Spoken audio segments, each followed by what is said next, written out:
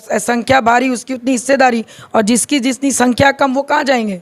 हम लोग क्या सब हवा हो गए? यादव अगर दिखाने को सबसे ज़्यादा है, सडनली यादव बढ़ गए, बाकी स्वर्ण कम हो गए, कैसे पॉसिबल हुआ?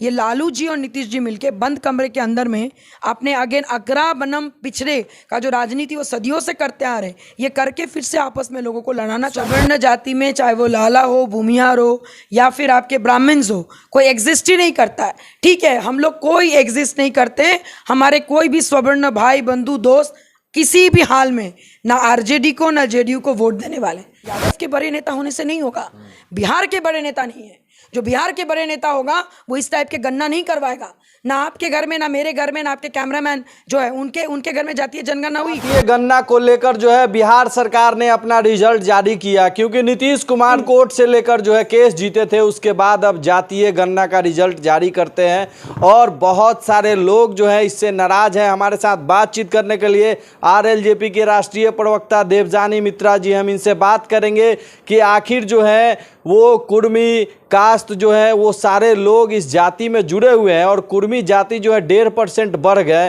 वो कुशवाहा जाति जो है वो भी 1.5% बढ़ गए, लेकिन लाला जी स्वर्ण जाति में ब्राह्मण जो है वो 1% कम हो गया, राजपूत जो है ये 1.5% कम हो गया।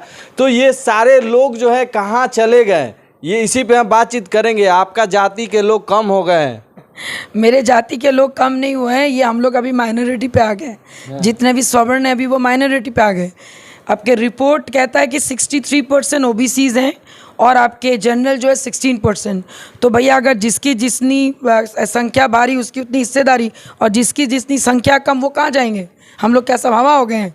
जो 16% है तब तो फिर हम लोग इन एकदम आप क्या कहते हैं इसमें खतरे में, आप लोग तो खत्म के कगार। हाँ, तो फिर से आप लोग का खत्म हो गया सब। तो अगर ऐसी बात है, अगर 16% ही हम लोग का है तो सबसे ज़्यादा रिजर्वेशन और टिकट तो फिर स्वर्ण को मिलना चाहिए। ये भी तो हम वो बोल सकते हैं, बताइए। और अगर यादव अगर दिखाने को सबसे ज़्यादा है, सडनली यादव बढ़ गए, बाकी स्वर्ण कम हो गए, कैसे पॉसिबल हुआ?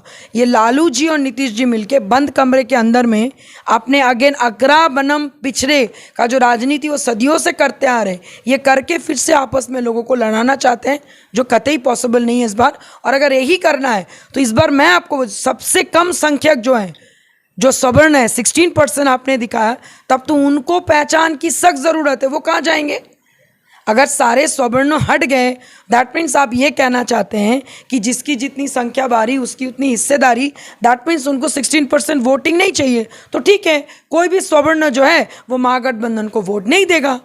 नोबडी विल वोट फॉर महागठबंधन। सब लोग जाके मोदी जी के साथ रहेंगे, सब लोग जाके एनडीए के सरकार को वोट देंगे। क्योंकि अगर स्वर्ण क्लास को आप गायब कर दोगे, स्वर्ण क्लास के अंदर में इतनी सारी जाति को आप विलुप्त कर दोगे और वोट भी हमारा चाहिए, तो कैसे होगा?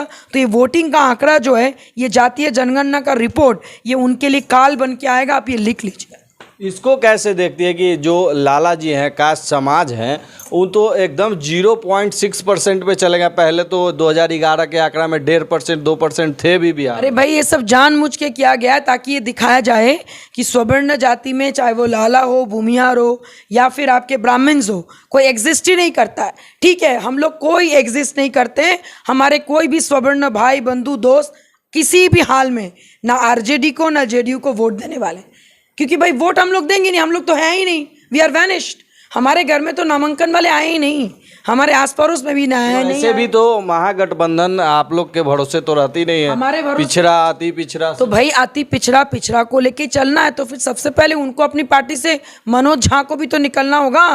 मनोज झा जी को भी तो वहाँ से हटाना होगा, वो भी तो स्वर्ण से आते हैं। उनको नहीं पता कि झा होके उनकी कास्ट जो ब्राह्मण जाति को उन्होंने एकदम इतना सा उन्होंने जगह दिया।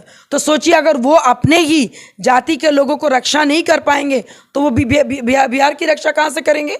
अगर मैं उनके भाषा में बोलूँ तो इसीलिए मैं बोल रही हूँ, अगर सही में आपको गन्ना करवाना है सबके सामने, इकोनॉमिकली वीकर सेगमेंट के साथ आप गन्ना करवाइए। इसको जातीय जनगणना नहीं बोल के इसको फाइनेंशियली वीकर जनगणना के नाम देकर आप उनको दोबारा जारी करने बोलिए, क्योंकि हम लोग इसको नहीं मानते। हम लोग अगर इसको मानने लगे तो समझ लीजिए कि बिहार की राजनीति खतरे में, क्योंकि सारे स्वर्ण जितने भी हैं कोई वोट नहीं देने जाएगा। और ये गुड न्यूज़ है, हमारे एनडीए के लिए ये अच्छी खबर है कि ऐसे ही महागठबंधन अपने हाथ से अपना गला खुद घोटा, क्योंकि लालू जी ने ये दिखा दिया कि भाई ओबीसी जो है वो 63% हो रही है 63% को लेकर। अगर इतना ही आपको है, और वो 63% में भी सारे के सारे महागठबंधन के साथ तो नहीं है, और आपने ऑलरेडी माइनर क्या कहते हैं, अगर आपने जनरल कास्ट को बनाया उसमें भी आपने बहुत सारे जाति को माइनस कर दिया, बहुत सारे कास्ट राजपूत जो कि 4 से 5% थे उनको 3% पे ला दिया गया, ब्राह्मण जो कि 4 से 5% थे उनको 3% पे, वही बता रहे। उसके बाद लाला जी गायब भी हो गए। उसके बाद और भी बाकी जो अन्य समान जातियां में आते हैं उन लोगों को तो दिखाया ही नहीं गया। बाकी आप देख सकते हैं कुर्मी 1.5% बढ़ गए, कुशवाहा जी बढ़ गए, पासवान जी जो है वो 8% का दावा करते थे, चिराग पासवान, वो घट के आ गए 5% पे। और आपके नेता कहते हैं कि दलित ही मुख्यमंत्री बनेंगे बिहार के। दलित ही मुख्यमंत्री इसलिए वो बोल रहे हैं क्योंकि हम लोग एनडीए के साथ हैं, और एनडीए के साथ सवर्ण की वोट हमेशा से रहेगी, ये आप जान लीजिए। मोदी जी के चेहरे पे बोलिए या फिर सबका साथ सबका विकास सबका विश्वास की जो डेवलपमेंट की जो पॉलिसी, जो 9 सालों की उपलब्धियां में हम लोगों ने देखा है, पूरे भारतवर्ष में जो बदलाव आया है, ये अलग बात है कि बिहार अभी भी पीछे है, बिहार को समझ में नहीं आ रहा है, लेकिन धीरे धीरे समझना पड़ेगा, नहीं तो लोग अपने ही हाथों अपने ही जाति का गला घोट देंगे। अगर उनको समझ नहीं आ रहा है कि जाति जाति खेलने से अपना ही घर का, अपने ही बच्चे का भविष्य का नुकसान हो रहा है, अगर ये अभी नहीं समझेंगे तो ये जान लीजिए कि 2025 आते आते सवर्ण जो है वो कहीं सब साफ हो जाएगा यहाँ से। तो ये खतरे की घंटी है, और हम लोग सब इसीलिए एनडीए के साथ हैं कि कहीं ना कहीं अगर दलित हो या कोई भी जाति से हो, और अगर वो एनडीए के साथ रह के खड़े होते हैं तो कहीं ना कहीं उम्मीद की किरण और साथ में डेवलपमेंट का रास्ता हम लोग देख पा रहे हैं। लेकिन लालू जी की राजनीति, वी ऑल नो कि वो किस ढंग से राजनीति करते हैं, और वो परिवारवाद की राजनीति करते हैं।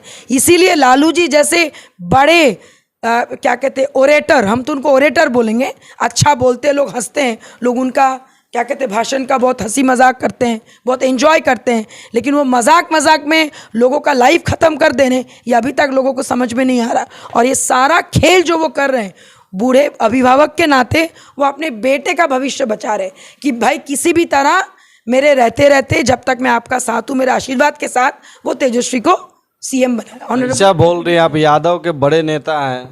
यादव के बड़े नेता होने से नहीं होगा, बिहार के बड़े नेता नहीं है। जो बिहार के बड़े नेता होगा वो इस टाइप के गन्ना नहीं करवाएगा, ना आपके घर में, ना मेरे घर में, ना आपके कैमरामैन जो है उनके घर में जातीय जनगणना हुई, आपके घर में हुई है नहीं, तो फिर कैसे मान लें हम? मेरे आसपास मेरे नीचे जो डॉक्टर रहते हैं किसी के घर में नहीं हुई है, तो कैसे हम लोग इसको मान लें? और आपने सवर्ण को मात्र 15% दिखाया। अगर हम लोग माइनर हैं तो माइनॉरिटी को तो सबसे पहले प्रायोरिटी देना चाहिए। सो हम लोग ये डिमांड करते हैं ना कि भाई जो सबसे कम संख्यक है, जो सवर्ण क्लास, उनको मैक्सिमम क्या कहते हैं ये दिया जाए, टिकट दिया जाए। बताइए आप, जिसकी जितनी संख्या बारी उसकी उतनी हिस्सेदारी, तो जिसकी जितनी संख्या कम वो कहाँ जाएंगे? अगर उनका वोट आपको नहीं चाहिए तो वो भी आप करें क्लियर, तो then we will take our action. इसीलिए ये जातीय जनगणना को हम लोग टोटली ट्रैश, और ये छलावा और ये स्कैम है, और ये लालू जी की चाल है। तो देखिए, ये जातीय जनगणना जो है वो लालू यादव जी का चाल है, ऐसा देवजानी मित्रा जी कह रही हैं।